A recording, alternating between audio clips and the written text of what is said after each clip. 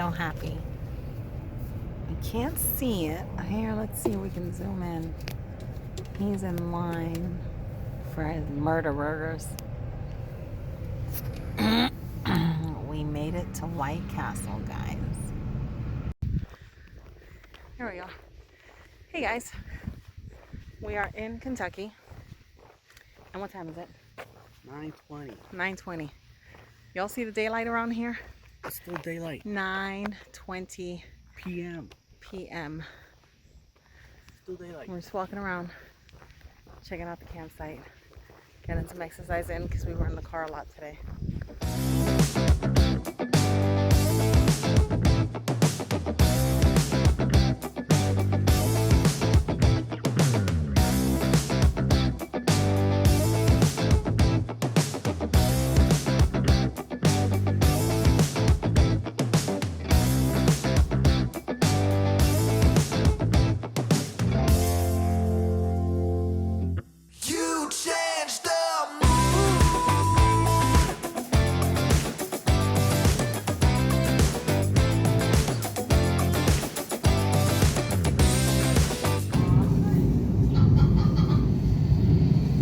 Drop the food, and that's where they would have put the water for the animals back there.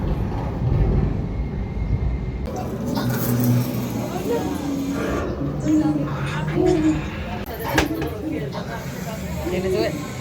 But I need you up here. Can you make this face in the mirror? Go ahead. What are you doing? Stop with your noise.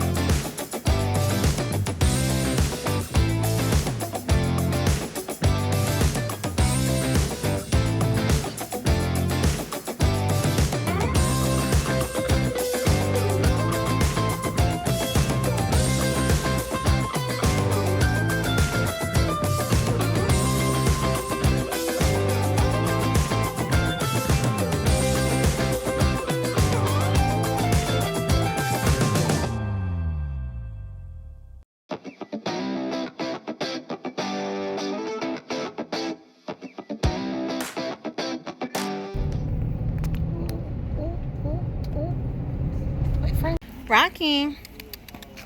Hi, honey. Hi, honey. Alright, here I am with 2014 GMC Sierra 1500 SLT. It's got a starter problem, so I need to replace it.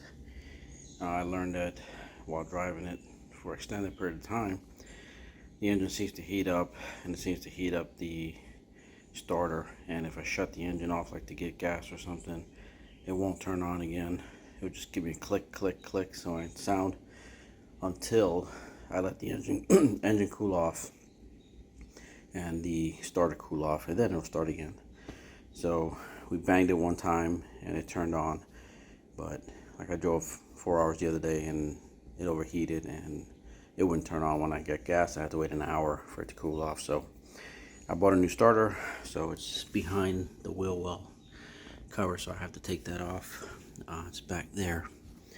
So first thing you do is you unplug the negative terminal on your battery, and you take the wheel off after you jack it up, and you get a jack stand to make sure it doesn't fall. And the next thing I do, I gotta take a T15 and take out a bunch of these little T15 screws in here out of the wheel well cover. So I'll get back to you. Alright, so the line has been removed and the starter is right back there. That's the solenoid heat shield, and that's the other heat shield there. So I gotta take that bolt out from this cable that comes from up here to there, and I gotta take that bolt out for the heat shield there, and then slide the solenoid heat shield down before I go underneath and take the 2 bolts off from the actual starter. Okay, down here is where the starter was, and I forgot to show you.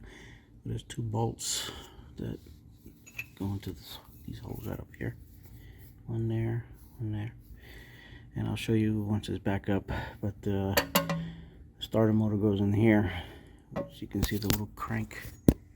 That's the engine crank thing right there. And the teeth catch on that, and that's what starts the motor.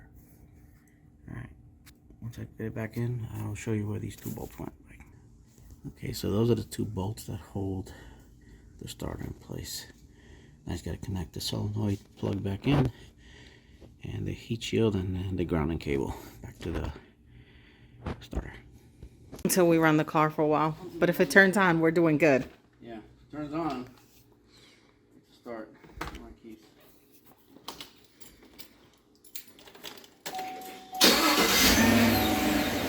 I started.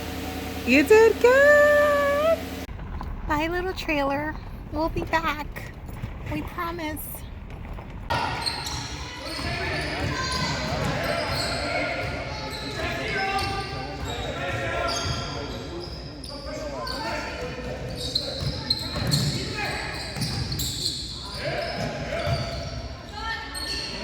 Boom!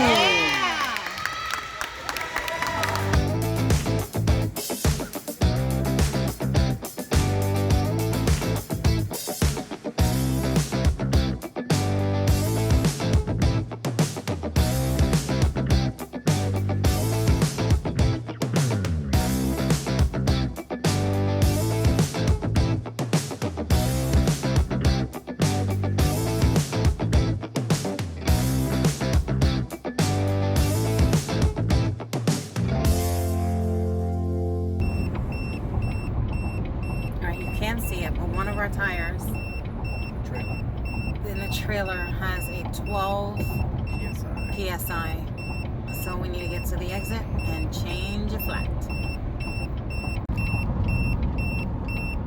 Houston, we have a problem.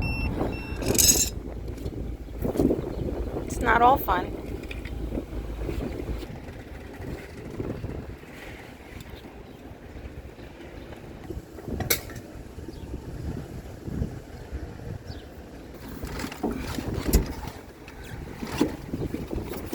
Use those muscles, babe. Use those muscles. Yeah. Putting the tire pressure meter on it. Yeah. Well, that's easier to lift than the truck tire the other day. Oh, heck yeah.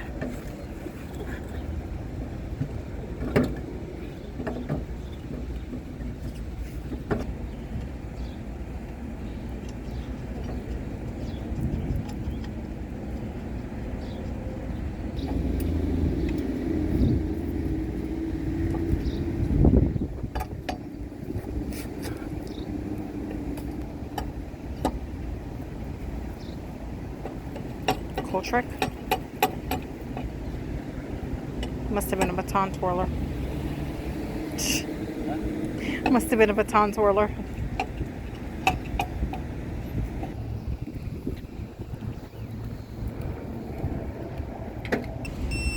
All right, it was at 10. The new tire's at 36, so we just need to give it some air. And she's done. Taking that one, putting it back in the truck. It's still good. Time to put her away. Good job, babe. Getting the other valve replaced since we're here already.